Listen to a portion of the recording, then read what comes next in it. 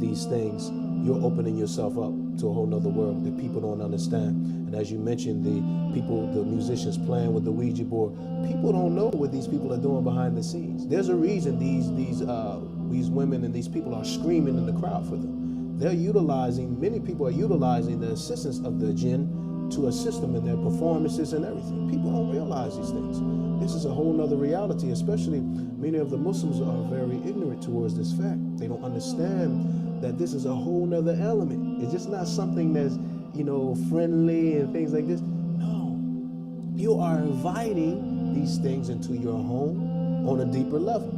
Some scholars refer to it as the Quran of Shaitan, Satan's Quran, and it goes into the heart. And it occupies the heart. When it occupies the heart, there's no room for the Quran of Allah. That's the reality. It squeezes it out. Various instruments. I can tell you that it literally felt like I was under possession. I would do things that I was not able to do. I would play things that I was not able to play normally. Music is very, very dangerous, and a lot of people don't know what they're doing with the music. And if you don't believe this, all you have to do is look at some documentary.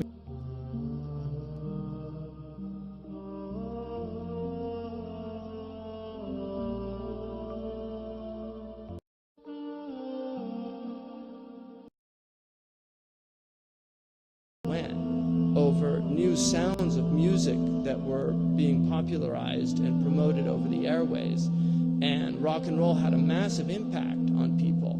And as it got darker and darker and you went into these heavy metal and all these other types of you get some really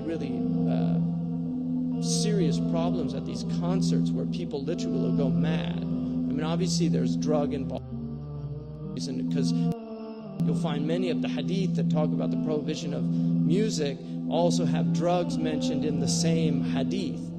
There's so much corruption in this music industry, and there's so many things that happen behind the scenes that is actually, it's very wild when it actually comes to light. And this is why you have people like Ibn Qayyim al-Jawziyya, one of the scholars of the past. He said that music is the Quran of the devil.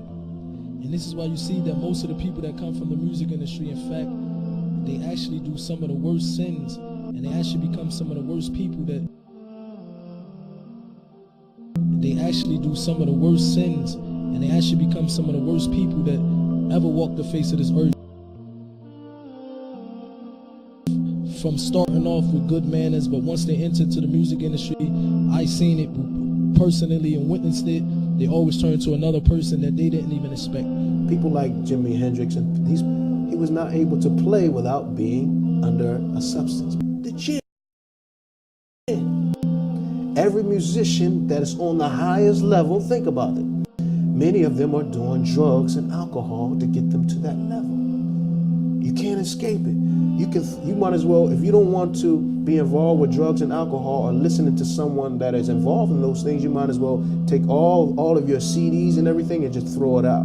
Because this is what the people that you're listening to, this is what they're involved in, many of them. Getting high, alcohol, and as you mentioned, Islam clearly clarifies and makes clear the position on those things.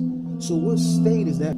Alcohol, and as you mentioned, Islam clearly clarifies and makes clear the position on those things. So what state is that person in when they were singing that song? What state was the soul in? Because you may start to feel the way that person was feeling.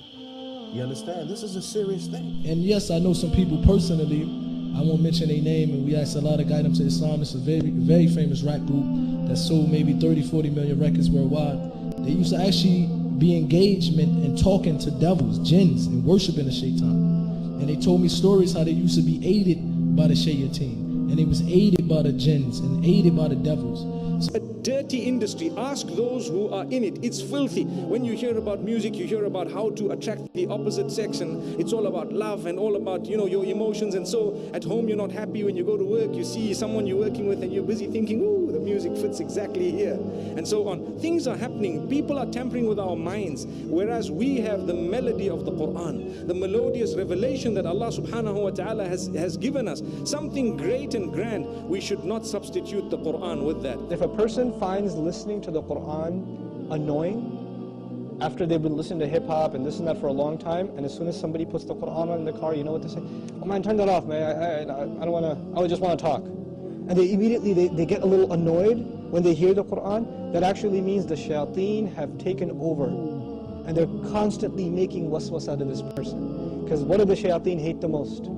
Is they hate the Quran. They hate the word of Allah. They flee, it hurts them. So you know what they do? Because this person has let the shayateen, the devils, into his heart, they start pinching at his heart when he hears Quran, and he says, I don't want to hear this. Right? It's like surgery, it's like pulling a tooth for this person. When you try to give this person a reminder from Allah's word, they get annoyed by it, like agitated, like an allergic reaction. Why? Because they've let the shayateen in. To let them out, the first thing you got to do is stop supplying them with fuel. This is fuel.